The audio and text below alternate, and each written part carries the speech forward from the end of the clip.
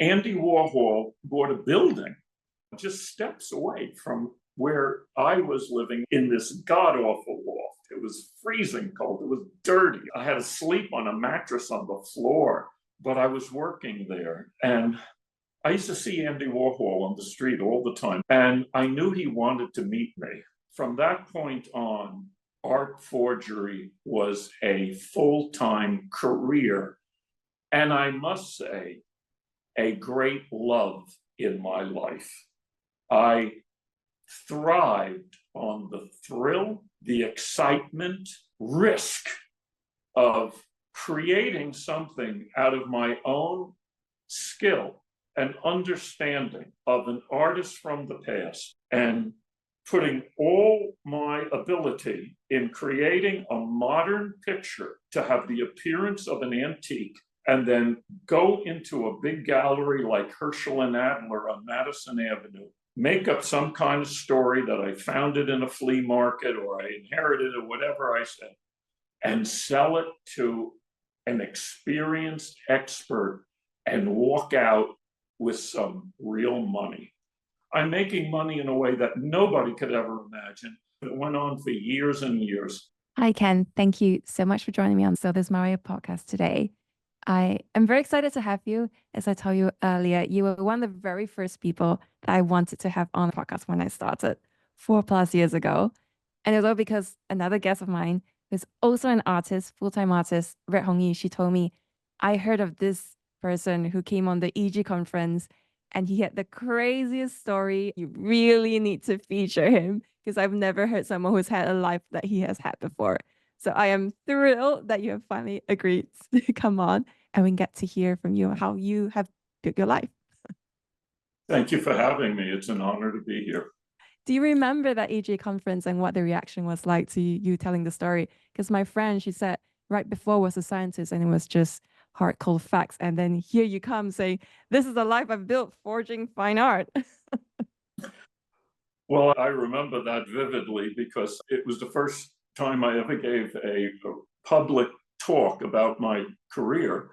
And I put together a slideshow with a friend of mine very quickly before I went out there. I had never done anything like that. And I went out on the stage and I was quite overwhelmed with being in front of an audience like that. And I began explaining my history of how my career evolved and how it happened. And the audio kept breaking down. So I started fielding questions from the audience and they loved it. So it was quite an experience. I got a tremendous response from it. And the director, Michael Hawley, who unfortunately has passed away since, he said that it was the highlight of the conference and it was an unforgettable experience and totally unexpected for me. I'll always remember it. Yeah, I was told that Mikey was thrilled to have you on and thought that your story was brilliant. Yeah. Were there particular questions from the audience that you remember that made you go, oh, this is what comes to mind when they hear my story? I think it's always pretty much the same question. How did this all happen in my life? Because I would characterize myself as an unlikely artist growing up. I was a teenager, 17 years old, in 1967. That was called the Summer of Love. It was a time of the hippie revolution, pop culture and music and everything. And a lot of young people, myself included, didn't care about the future or careers or think about what they would make of themselves. We just wanted to have a good time and imagine that the world would take care of us in some mysterious way. I was one of those young people, and I had no real direction in life. I wasn't going on to any higher education, but I had one great piece of luck in my life, and that was I always considered myself extremely fortunate that my family, my mom and dad, chose to live in Palisades Park, New Jersey, which is just across the George Washington Bridge, the Hudson River from New York City. And from my earliest years, I loved New York City. I was enthralled with the excitement and the energy that you would find on the streets of the city. I could actually walk to New York City from where I lived, through Fort Lee, over the bridge, and I was on the northern end of Manhattan. I spent a lot of my early years, my teenage years, as a wanderer in the city. I explored every neighborhood, obscure neighborhoods, places where people didn't go, like Soho at that time was like a forgotten area of the city. Little did I know in the future it would develop into a great art center. But I loved the city, and I always imagined one day, if I could only be a real New Yorker, this is where I want to be. But I had no idea how I would ever get there and what I would ever do to be able to justify an income to get an apartment there and so on. But my life changed forever. Back home in Fort Lee, nearby where I lived, I ran into some New York City art world types that rented an old house as a studio. And that was my introduction to the art world of New York City. They were older than me, and I started tagging along with them to galleries, art shows, museums in the city. It was all very new to me. I had no idea what the art world was like. I had no idea what paintings were that I was looking at with them in museums, but it was fun to just be with these new, interesting people that were older than me, and they were real New Yorkers. What do you mean by real New Yorkers? They were from New York City. They grew up there. They were part of the art world there. They were doing creative things in the art world. They were getting in the newspapers. They were getting in magazines. And I thought, oh, they liked me. They let me hang around with them. They invited me to the city with them to go to art shows, to artist studios, famous artists that were making great paintings. I really couldn't comprehend what I was looking at, but I enjoyed it. And in time, I felt I want to fit in with these new friends of mine. They were creative. They were doing all kinds of things in the city. And one in particular was a well-known artist in the city. And so from going to the museum, the Metropolitan Museum of Art, with them, I started going on my own and looking at the paintings. And I couldn't tell a French painting from a Spanish painting. But I thought the paintings were fascinating. I thought they were beautiful. And I wanted to know how the artists used paints and brushes to create the effects, the three-dimensional effects that I was looking at in these paintings: light, shadow, flesh, sky, water, whatever it was that they were painting. So I would get up real close to the paintings and look at them and study them. And in a sense, my mind was back engineering how they were using paint to achieve the effects and the objects that they wanted to depict in the paintings. And for me, I was, again, fortunate to have the kind of a mind that could grasp the technique. I understood when I looked close, this is the way they mixed up the paint and put it there and made some light and shadow, and it makes this object look like it's three-dimensional. And so in time, I wanted to try my hand at painting, and I did. I discovered that I had a hidden talent. I started making copies of old masters that I saw at the Metropolitan Museum of Art. And I shocked my friends. I surprised them at the ability that I was showing so quickly and developing so fast as a painter. It wasn't long before, for lack of anything else, I started calling myself an artist. Wasn't one of the first things that you were given by, I believe, your friend Tony, Rembrandt's portrait of Christ? That was one of the first that you did. That was actually Tom Daly. Two of the main people from New York City that rented this grand old mansion on the cliffs of Fort Lee, nearby where I live. One was Tom Daly. He was the artist, and he was making quite a splash for himself in New York City. And the other one was Tony, a friend of his.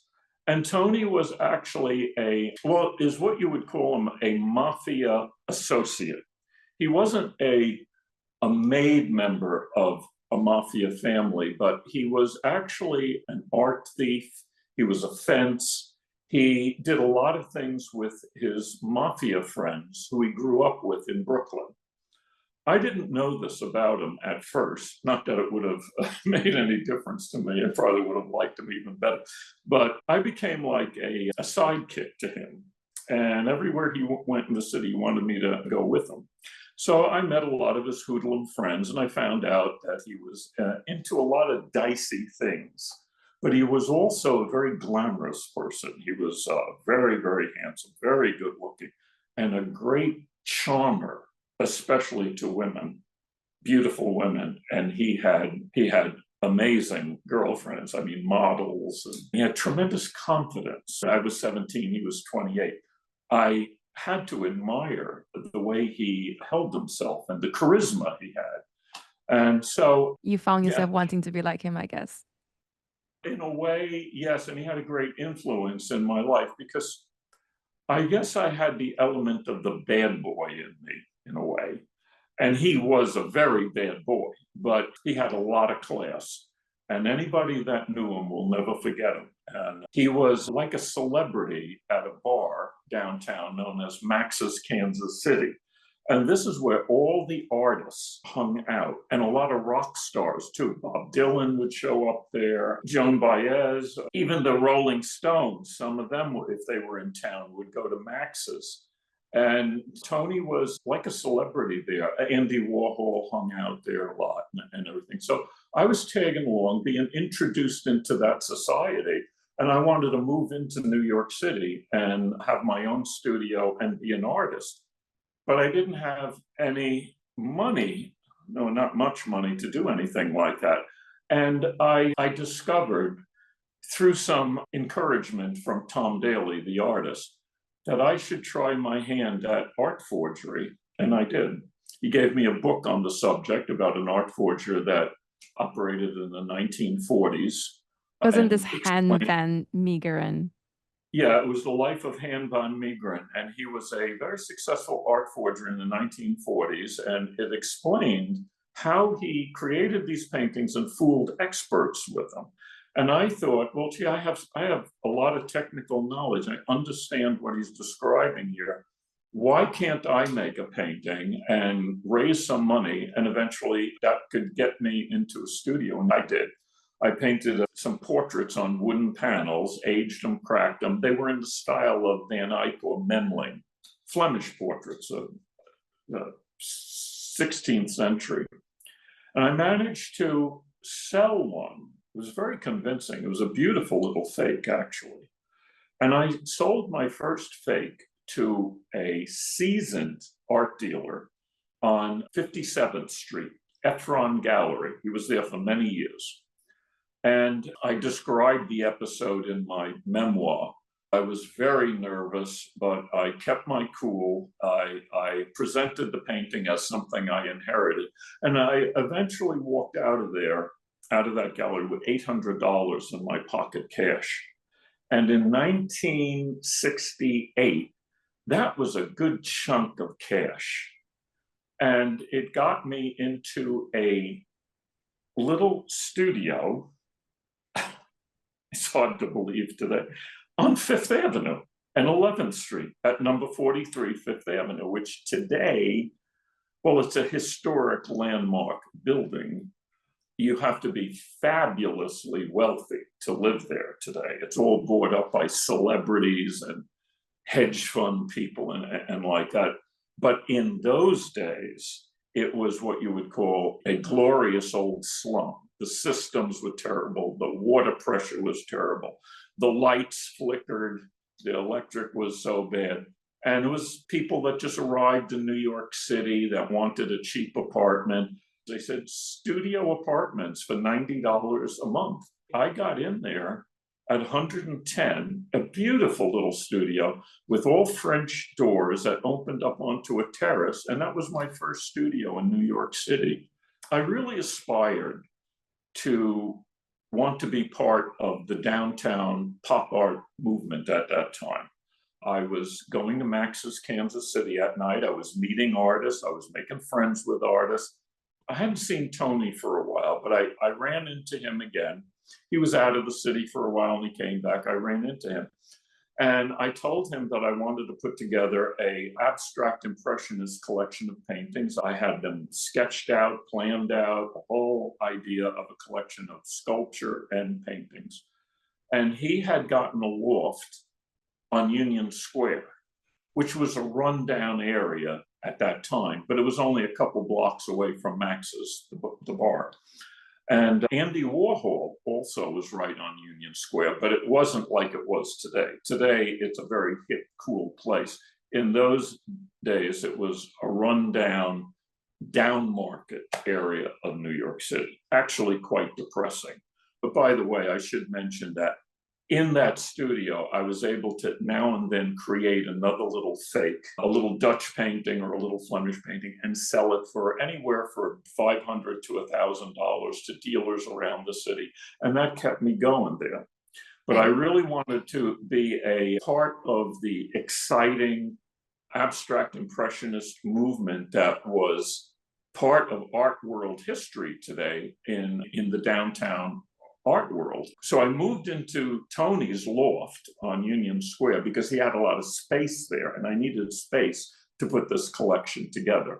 And it was in that loft that I began to put my collection together, work on it and construct it, but still work on a fake every now and then to raise some money. And so this was another major step forward in my career as an artist. Did you feel comfortable calling yourself an artist by that point? Well, I had to. It's really foolish, but I guess when you're young, you feel this way. When I was like 17 and 18, I was painting my first pictures and I had my studio on Fifth Avenue. I would pass a lot of these schools if I was uptown, like the Art Students League, and downtown there was that Art of Fashion and Design. And you would see the young students out there looking very hip. And they were artists, they were studying to be art. And the artists I met at Max's that were around my age all used to let it drop that they had been to this school and that school and this and that. And I had been to no school. So I kind of felt a little inferior about that, like I couldn't let it roll off my tongue that I had graduated from, this or that. And I felt kind of, well, I don't know. I would say a little inferior about that. So it kind of bothered me, but I had to call myself an artist because it was the only thing I could do. I struggled to make another painting, sell it any way I could, get the nerve up to walk into a gallery uptown and say, I inherited this. And, what is it? Tell me what it is. And is it worth some money? And are you interested in buying it?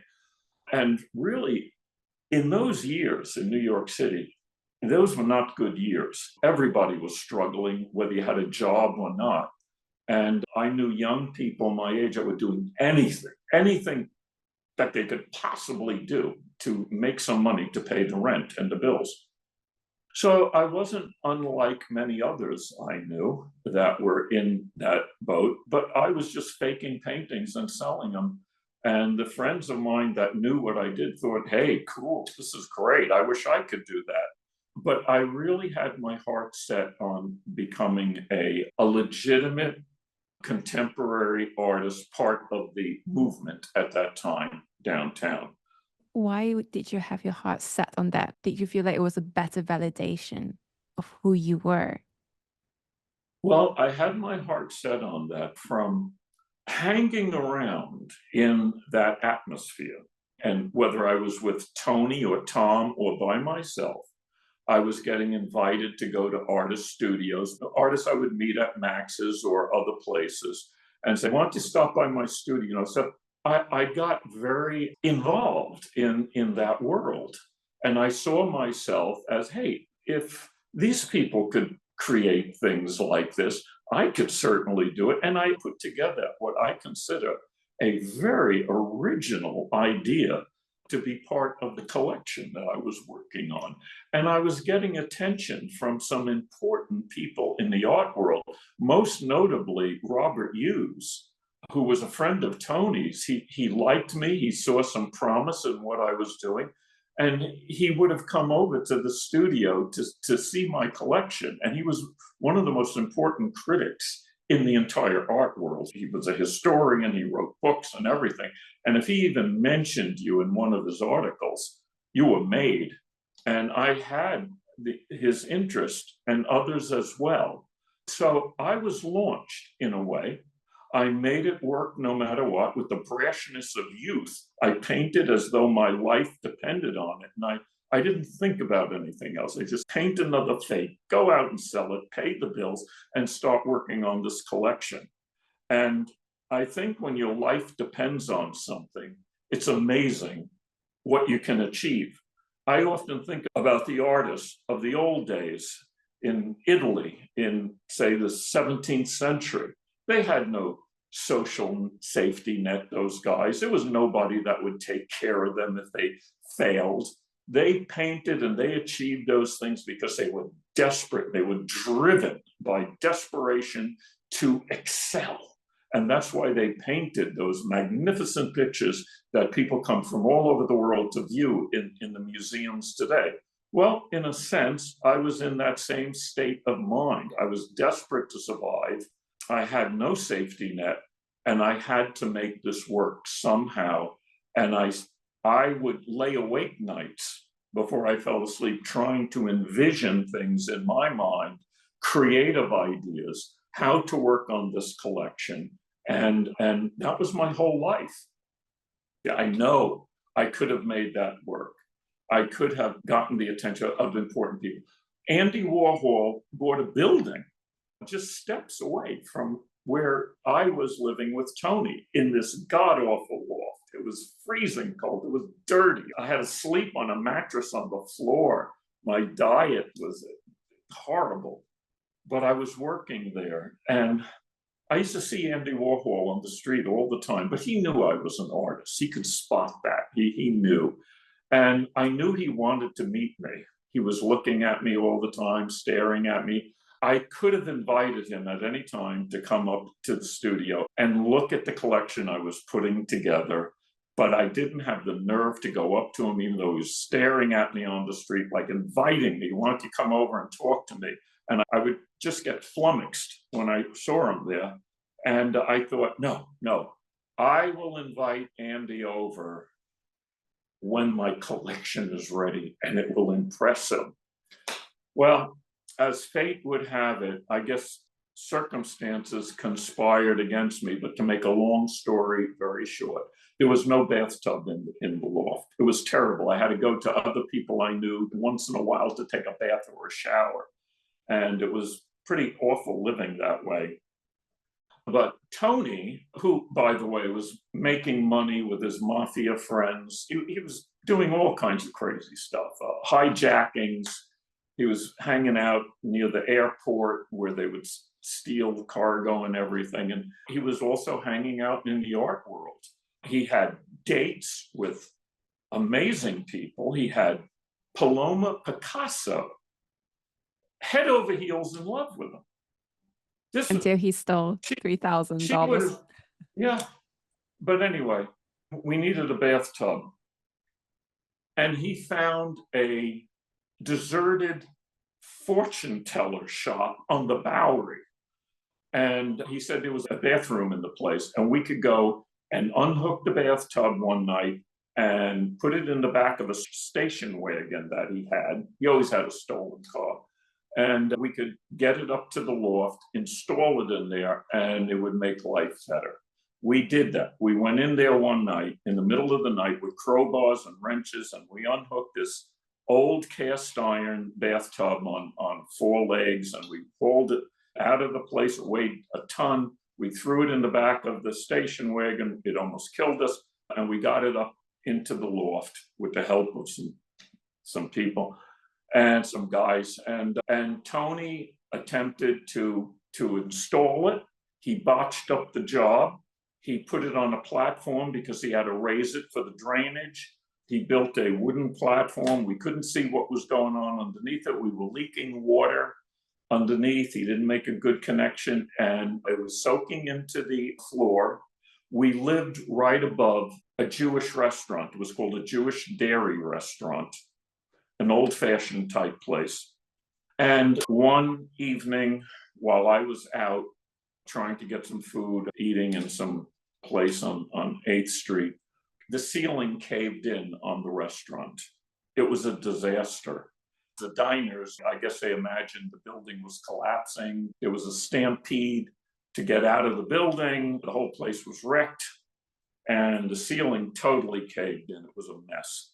Well, fortunately, nobody was hurt, but the whole place was a mess with water coming down and everything. So long story short, I came back. I saw what happened. I went into a panic. I was young. I was like 18, 19, and I just didn't know what to do. I thought, this is the end of everything. I didn't have much money from my last steak. Hey, Stace, are you struggling to stand out in your career? The Build Your Why course is now available for you to change all that. You can learn through this course how to showcase your expertise and build a powerful personal brand that makes you stand out from the crowd. You'll discover how to identify your unique selling points, define your target audience, and create content that resonates with them. Want to learn more? Check out the link in the description below. So join now, get 50% off during the beta launch, and free access to the first official cohort when it launches. Don't let it pass you by. I'll see you in the link below. Maybe a few $100s in the bank, and that collection was halfway done up in the loft. What am I going to do? It was already getting dark. I went up to the loft. I found out from Tony, who was up there. He was drunk. He was in shock. He was laughing. He was crying. I just ran out of the place. I run out of the place, and who's getting into a big limousine a few feet away? Andy Warhol. And he sees that I'm in some kind of distress, and he stares at me with the door open at the limousine with some friends of his were getting in. And I could have just stopped right then and there and told them what happened, and my whole life could have changed. But instead, I was so upset that I just stared at him, and he stared at me, and I just passed right by him. Anyway, long story short, the next 2 weeks were a nightmare. I was wandering around the city. The landlord told us to get out of the place in no uncertain terms, or we're going to be thrown out. It was cold. It was winter. I was ill-fed. I was run down. I'm wandering around the city. I'm suicidal. I'm depressed. And I'm trying to figure out where I'm going to go and what I'm going to do. I was in some little dinette having coffee to warm myself. To make matters worse, I stepped off of a curb. My foot went into a puddle of freezing cold water right into my shoe. So I had a freezing foot, a wet foot. I'm trying to drink some coffee. It couldn't have gotten much worse. I looked in my wallet to get $1 out to pay for 50-cent coffee or something like that. And in the wallet, there was a little ad, a little newspaper ad, tiny little thing, that I had torn out of the newspaper and stuffed in my wallet when I was looking for my studio in the city, and I found the place on 5th Avenue. I tried to go back to 5th Avenue, but they had nothing available there. But this was an ad for another place uptown, and it had the address 35 East 68th Street, apartments for rent, $40 a week. So I thought, gee, this is already 18 months old, but I'm not too far from the Upper East Side. Let me trudge up Madison Avenue to 68th Street, and I'll just go to this townhouse and see if there's anything available. And I did that. And it turned out they didn't have a room right away, but within a few days, the woman that was the house mistress, she ran the place, she was the overseer there. She called me downtown in the loft that I was still staying in. My last day is down on Union Square. She called me to tell me she had a room available for me, a small, tiny studio room, if I wanted it. And I took it, and I landed myself in one of the most glamorous addresses you could possibly have in New York City, 35 East 68th Street, just east of Madison Avenue, and a neighborhood, I must say, just filled with VIPs, celebrities, anybody in the world that was somebody you would see in that neighborhood almost on a daily basis. The Council of Foreign Affairs was on the street. Liza Minnelli lived across the street. Jackie Onassis got her hair done in a salon right next door. It was an amazing neighborhood, many movie stars around, and that's where I was living.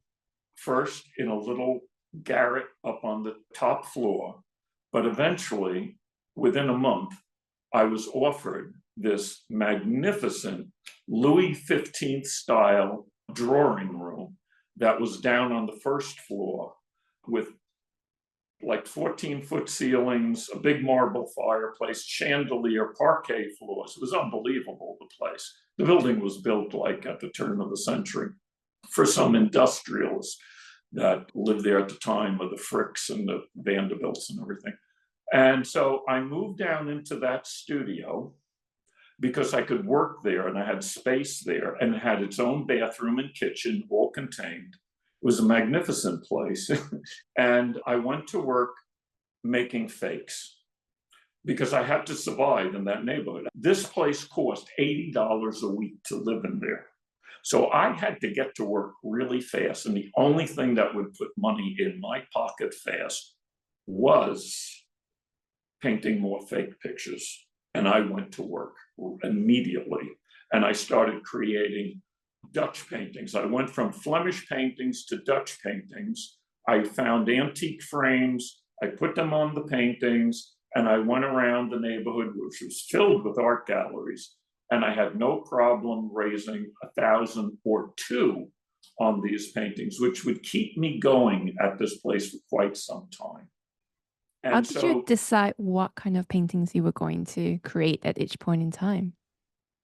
Well, that was easy because I was still going to the Metropolitan. Now I lived within walking distance of all the greatest museums, the Metropolitan, the Frick. By this time, I had also matured and developed into a true art lover. Not only did I fake paintings, not only did I want to be a contemporary artist, but I found my love and my passion in life, and that was art. I didn't care about what I could have been or what I should have been or gone to school or whatever. I found my niche in life, and that was art. And I lived in the Metropolitan, learning all about all the different painters that lived through the centuries. I educated myself. Now, when I went there, I knew the names of the artists. I knew whether they were French, Italian, Spanish, Dutch. I bought books on them. I read about them. And through these studies and this passion, I would choose the next artist. I'd say, I could paint like a Van Goyen. I could paint a Van Ruysdael. I would look at them at the Metropolitan. I would view them in galleries on Madison Avenue. I would get dressed up, go into a gallery, and the gallery owners were very friendly. I would see a Van Goyen on the wall for $100,000. But if they saw me looking at it, I could engage them in conversation. And if you looked dressed up, they would explain to you, and they would even take the painting off the wall and show me the back of it. And then I started attending auctions at Park Bennett on Madison Avenue, where you could take the paintings off the wall and look at the back of them and put them back there. So I was getting an education from living in that neighborhood that was invaluable. And I was getting along. I got my collection of paintings out of Union Square. Mrs. Parker, who was the woman that ran the townhouse that I was living in, she liked me very much. I was very handy with tools. I did a lot of repair works, little things that she needed done all the time. And I became friends with everyone in the house. It was like a family, and it was a great place to be. And it was a great neighborhood to live. I met a lot of interesting people my age. They weren't like models, actresses. people like that. It was a lot of fun, but everybody was starving. It was a bad time in New York City. And everybody was trying to figure out how to make their next buck, myself included. But my friends up there, they wondered about me. They said, how do you survive? What do you do that you live in this place and you never seem to worry about money? Well, I did worry about money, but I had a secret way of making it. But I still wished that and hoped that I would get my collection together and eventually get back downtown one day. But that never happened.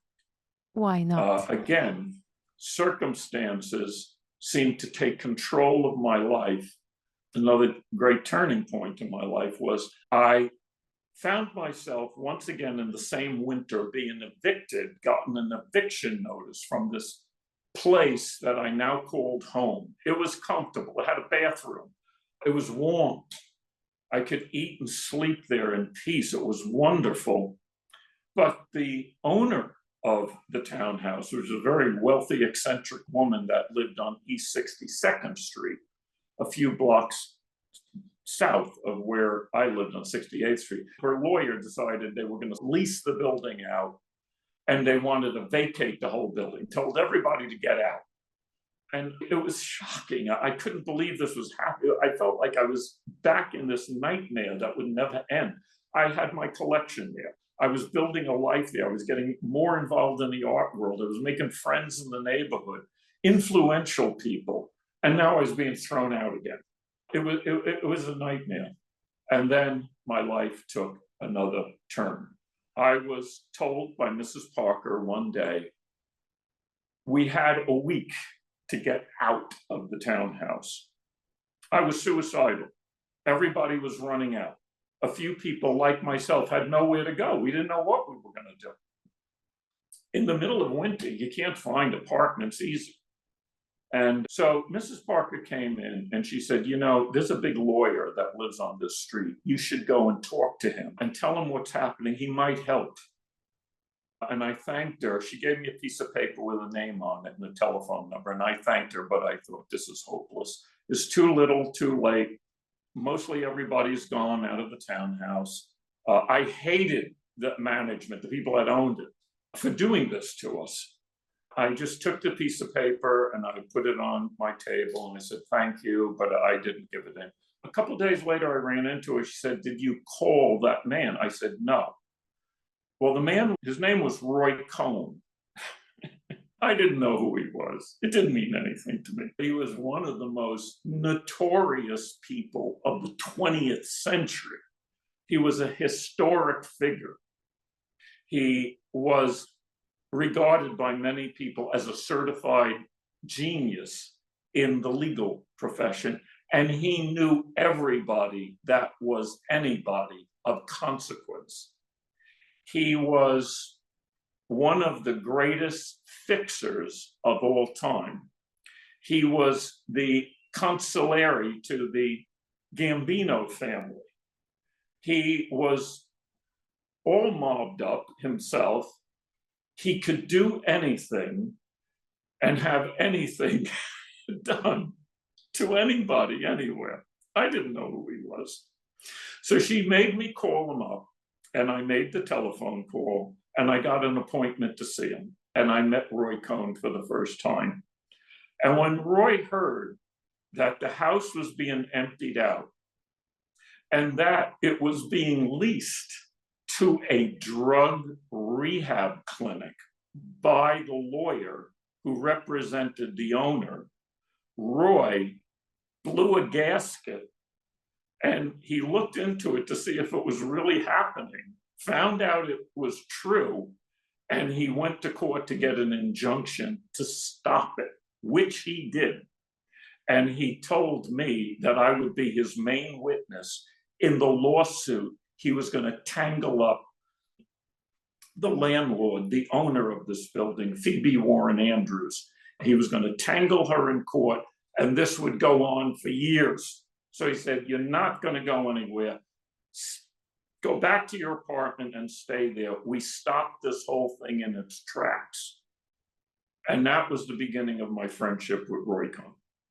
Roy liked me. I hung out with him over at his townhouse. I met his friends. He was one of the most exciting people you could ever imagine knowing.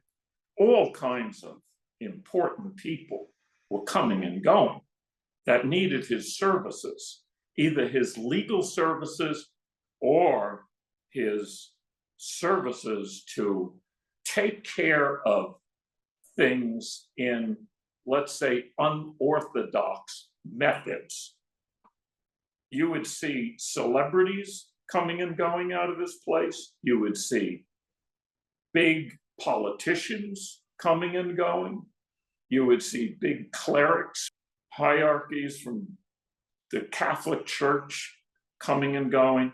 And you would see big time gangsters coming and going there. We're talking like the Gambinos, Carlo Gambino, and people of that caliber coming and going out of his place.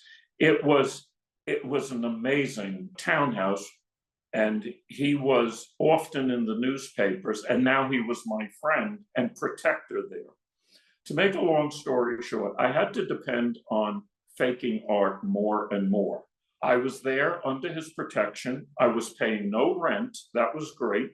I was helping him out in different ways that he needed favors done, errands run. I was always available to do something for him, made a little extra money here and there. I was always doing deliveries for him around town in his limousine. And he was a great guy. I really liked Roy. And he knew, he came over to see what I was doing. He couldn't believe that. I remember when he first walked into my studio, he looked around, he said, "You live in this place?" It was a magnificent salon. And so he called me buddy all the time. We became good friends.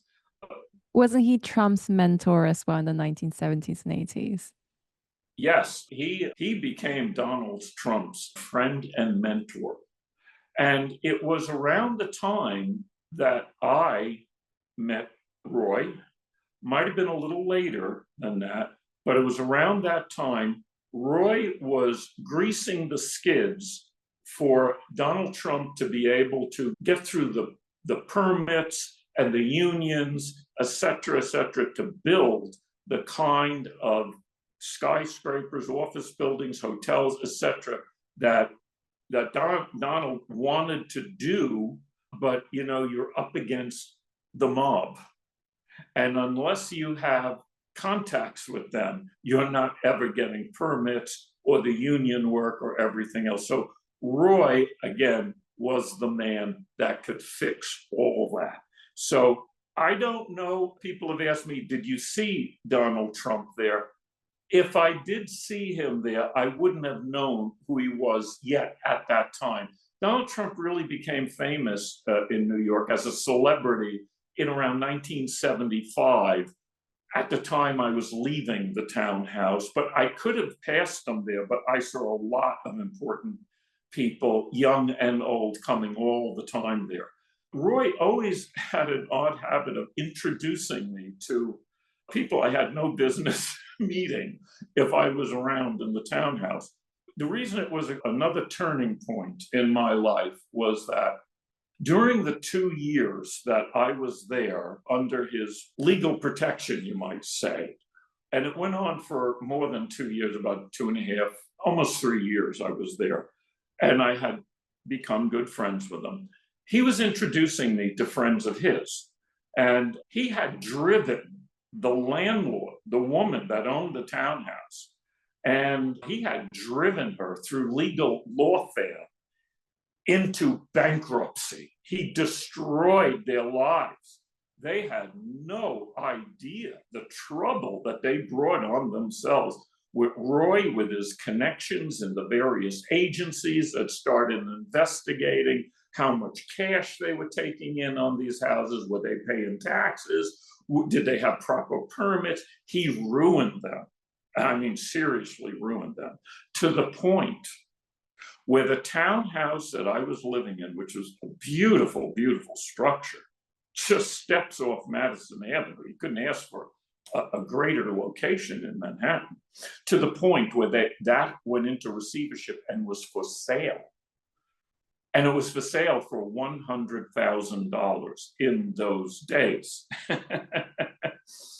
Roy had plans to buy it with a friend of his, a restaurateur and promoter from New Orleans, who Roy introduced me to over at his house one night, Marty Chambra.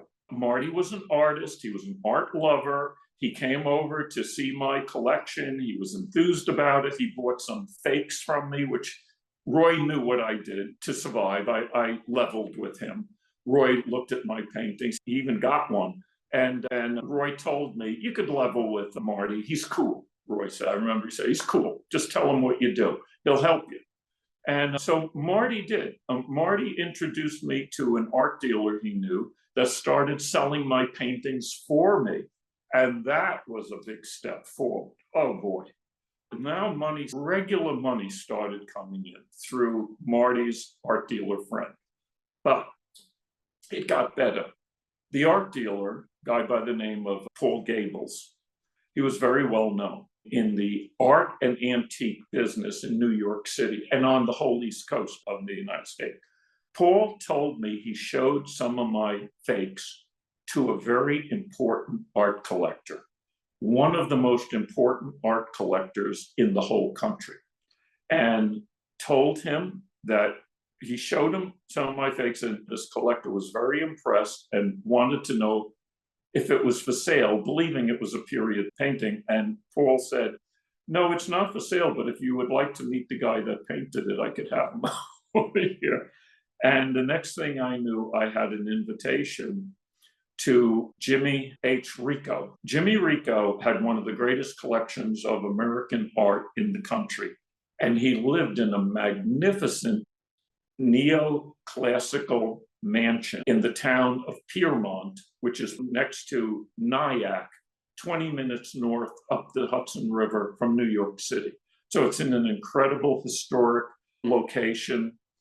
And I met Jimmy Rico, who was to put it mildly, an eccentric art collector. He lived alone with millions of dollars worth of paintings and sculpture in a mansion that you could say was pretty much in original condition from the time it was built in the 1840s. And that's the way he liked it. Yeah, it had indoor plumbing and electric, but apart from that, it was like a time capsule from the 19th century. Jimmy met me. He liked what I was doing. He had a great dislike for art dealers in general. He was impressed with my hand. He thought that I could adapt my talents to his great love in art, and that was 19th century American paintings. He put his collection of paintings at my disposal. He gave me a room upstairs in the mansion to set up as a studio for myself, and he tutored me and directed me on what I should paint, examples out of his collection to examine for signatures, technique, how they were painted, the backside to examine to see what they were painted on, what the stretches looked like, what the canvas looked like. And then he prepped me on how to go about selling them to the dealers on Madison Avenue. And boy, it was an amazing step forward in my life, because this is where I started making serious money, really serious money. And from that point on, art forgery was a full-time career. And I must say, a great love in my life. I thrived on the thrill, the excitement, and the risk of creating something out of my own skill and understanding of an artist from the past, and putting all my ability in creating a modern picture to have the appearance of an antique and then go into a big gallery like Herschel and Adler on Madison Avenue, make up some kind of story that I found it in a flea market or I inherited it, whatever I said, and sell it to an experienced expert and walk out with some real money. To me, I had long since gotten over the fright of that. It's kind of like, I guess, an actor going on stage for the first time. You get butterflies in your stomach, very nervous, and you have to control yourself. But after a while, you lose that fear and that nervousness, and then you begin to thrive on it. You get, I guess, an emotional thrill. I guess maybe scientists would call an endorphin high from it. And the reward was the cash. But I would also have to say, qualify that by saying, I faked paintings that I had a great aesthetic love and appreciation for. I believe a successful fake has to be based on the forger, if you want to call him that, having a great aesthetic understanding and love for the artist the forger would be emulating. And if you lack that component, I believe there'll be something lacking in the painting. To this day, even now, long after my career came to an end, when I came under the microscope of the FBI, I still see my paintings showing up in sales rooms like Sotheby's and Christie's to this day. And to me, that is a validation, a great satisfaction that my painting, my creation, has withstood the test of time, where hundreds of people have been able to look at the painting, examine it, and it still stands up as an original by the artist to this day.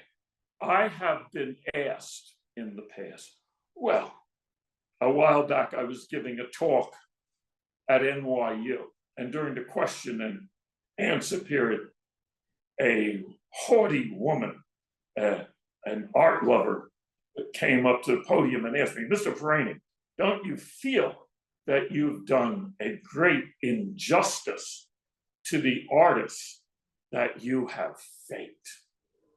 And I said, Madam, I said, on the contrary, I believe that if those artists were brought back to life today, they would look at my work, and not only would they ask me, do you want me to sign it for you? They would shake my hand. And history proves that my belief in that is correct. I said, all great artists that you could name, Titian, Velasquez, many, many artists that you could name, that established an original look for themselves. Jacques-Louis David, what did they do? They established studios to train young artists and cull out the best of their apprentices to carry on their artistic and aesthetic vision. And that is proven in history when they have paintings by Velasquez that are period, but not sure if it's by Velasquez's hand or one of his best students. Same with Titian, same with Jacques-Louis David. You could go on and on with the list throughout history, because an artist wants to leave a legacy behind, somebody that could carry on. And I don't believe I'm bragging and saying, I have carried on the tradition of James E. Buttersworth, Martin Johnson Head, and others as well to perfection, where I've made new original creations in their aesthetic vision, but always staying within their creative perimeters, never going outside of that, and making a new creation that they would be proud of. So that shut that woman up, and she had no rebuttal on that. And I saw in the audience, people agreed with my contention. That's where I stand today. And I had an exciting career over 30 years, documented. I sold my paintings in the greatest sales rooms in London, Sotheby's and Christie's and Phillips and Bonhams.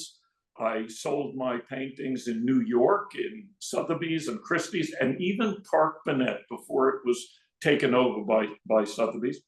And it's documented for 30 years of sales in these great institutions. And for me, that was a great satisfaction. Will I always regret not being part of the downtown modern art movement of the 70s? Yes, I will always regret that and feel that I missed out on something great there. And that does bother me. But I have to look at it philosophically. For a teenager that was going nowhere, and I mean nowhere in life, with no direction, except maybe getting a stock boy job in some store somewhere, to have lucked into this chance meeting with Tom and Tony and his friends and tagging along in the art world and becoming an artist by default, an art forger by some quirk in my personality and technical understanding of painting and technique, I had a fantastic career sitting in auction houses, watching my paintings being sold, going out and having a life of total freedom. I loved sitting at cafes in London, my favorite city, and looking at my investments and the Wall Street Journal, having a glass of wine and a lunch and watching the world go by and knowing that nobody knows me. I'm totally anonymous. I'm making money in a way that nobody could ever imagine. I'm going to go down to Sotheby's and look at one of my paintings in an exhibition, and then I'll go and meet a friend for dinner.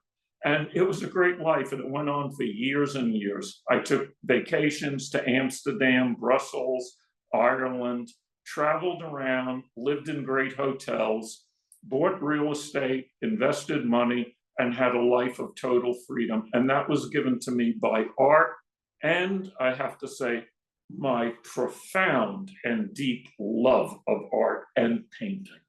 I had become a true connoisseur in my own right, where important people that got to know me through the years wouldn't buy a painting until I examined it, until I gave my aesthetic opinion on whether this was artistically a great example by the artist or a poor example by the artist.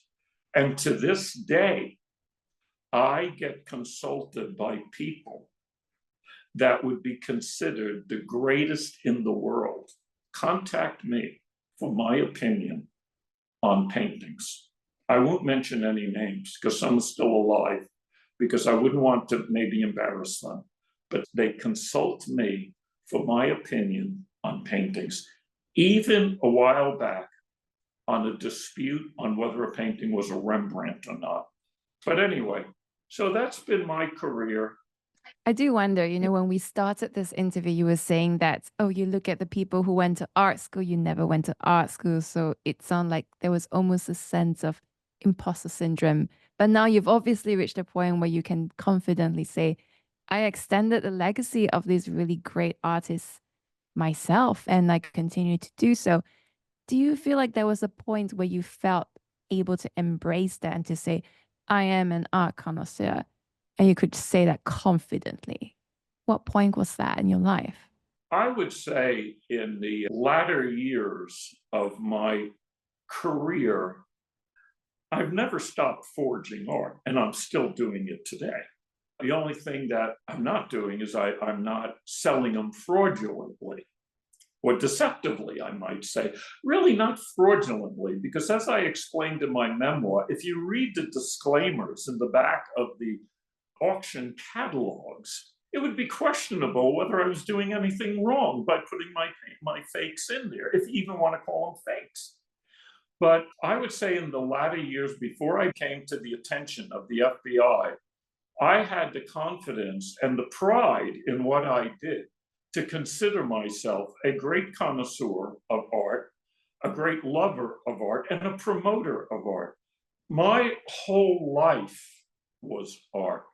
I knew I was as much of an expert as the department heads at Sotheby's and Christie's. And those people are good. Those people that are career experts in those departments, in those auction houses, they are the best. And the reason for that is because they see so many great works of art over decades. And when they leave those institutions, if they leave them, they open up some of the grandest and most important art galleries in New York and London. But when I met people like that on my own, I felt I was in their caliber. And when I say meet them, part of my, in a way, an entertainment was to get very expensively dressed. I like to spend money on clothes. I invested a lot of money on custom-made suits, overcoats that would be in the thousands of dollars, because in the auction world culture, in that world, people can have you pegged in a minute by the clothing you wear.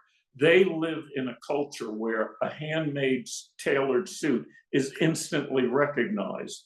Your shoes are a giveaway as to whether you are a person of quality.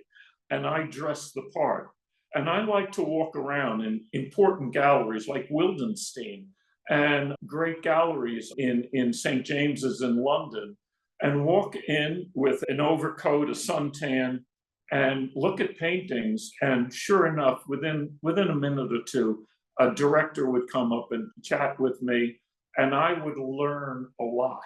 And I would hold my own as an expert discussing whether it was a Dutch painting or an Italian painting that I was looking at. So I became completely comfortable in a rarefied world, the high-end world of the business of art. And that's where I spent my time, walking around in these galleries. Little do these people know in these galleries that I was making these paintings and putting them in Sotheby's. They just thought I was a rich young collector. Not only did I enjoy circulating in that world, and I truly enjoyed conversing with these people on the higher points of what made a particular painting I was looking at good, what gave it some really true aesthetic quality that distinguished it. I just enjoyed being in that world, being in that company, and knowing that this is where I belonged. Out of curiosity, you've gone to some of the greatest art galleries in the world, auction houses as well. You must be able to tell quite quickly what is a fake and what isn't. And I imagine a lot there in the greatest art galleries in the world contain not genuine products. What percentage would you say is not genuine? Well, that's a good question. Thomas Hoving, the director, long ago, he was a director of the Metropolitan. He made a very controversial statement once in an interview, and he said, I believe 40% of the artworks you're looking at are fakes. Well, I would take great issue with that. I don't know what his definition of a fake is, but that is wrong. I think my definition of a fake is a modern work of art that is made by an art forger that has the artistic ability and technical ability to make a modern painting look old. And that is a complicated science in itself. Believe me, I know, because I've developed some I would consider the best and most foolproof techniques in that area. But a fake to me is a piece of art, a work of art that was created with the intention to deceive the experts into believing it was a period work by an artist. Now, most art forgers today do not want to engage in cracking of paintings and all the forensics required to make a painting look antique. I enjoy that kind of challenge. Most art forgers, they just do want to make modern art and skip all the problems of, or the challenges of making a painting look antique. I believe that the real percentage of paintings that are real fakes meant to deceive is very small. I look at paintings and I have a very good eye. I have been told by some of the best people, Ken, you have the eye. I think it's a very, very small percentage of paintings that are, especially in museums, could fall under the category of a true fake. I think it might be a little higher percentage. And when I say higher percentage, maybe 1, 2, or 3% that pass through auction houses. So I think actually art forgery is a very rare occurrence. I would say it's more common, and I have to stress this, in areas of modern art, such as Alexander Calder, de Kooning, Pollock. There are people that are active in those areas, and those areas of art, the modern arts, have been the subject of some big scandals in recent years. And I give credit to the forgers that make them. It takes skill, it takes understanding, but it's a whole different level of understanding when you have to make a painting and make it look 200 or 150, 200 or 300 years old. That's a whole different kettle of fish. So I think it's a very small percentage. And don't forget, when you buy a painting at Sotheby's or Christie's, if you ever discover it's fake, they will very easily and quickly give you your money back. No questions asked. The last thing they want is a lawsuit or anything going out in public, because the word fake is poison to auction houses, poison to them, because it could undermine their whole credibility. In fact, when my issue came up, they were worried that, well, if this guy has been putting paintings in our sales room since the 70s, how many paintings could he have sold here? What's this going to do to our credibility? What is it going to do to our customers that are going to question our expertise? So they are very worried about fakes. And if you ever discover that you have a fake, you would get your refund. And today, there's technology available that you didn't have 10, 20, or 30 years ago. And that is scientific analysis that can discover, from a technical standpoint, the composition of paint and other markers that would bring about anomalies in the composition of the paint and would reveal the painting as not of original origin. So it would be a lot harder if you were selling your paintings today as opposed to back then. Well, no, I don't believe that would be so, because scientific analysis, first of all, it's expensive, it's time consuming. The paintings that are subject to scientific analysis today are those that come under suspicion or question in the first place. When I gave a talk at NYU a few years ago, a man came up to the podium, very well-dressed, tall man, imposing, impressive looking. And I thought, this is a guy from the FBI. I bet he's from the FBI and he's going to start questioning me now, even though the statute of limitations was long over. But no, he was from, I think it's called Orion Analytics. And he said, Mr. Perenyi, I am the owner of Orion Analytics. He said, I was tasked by the FBI to examine and analyze your paintings. You could have heard a pin drop in the room. And he said, scientifically, your paintings were very easy to expose as fakes. But he says, aesthetically, they were some of the best works I'd ever seen. And I said, thank you very much. I take that as a compliment, because I said, my whole premise was that if you try to trip up and make a fake that's going to try to trip up scientific analysis, which was already in its beginning stages towards the latter part of my career, that's a loser. You're not going to win that battle. My premise was always to paint a fake that was so artistically and aesthetically convincing to be the genuine article that there was no reason at all to ever bring it under suspicion. He liked that answer, and I thanked him.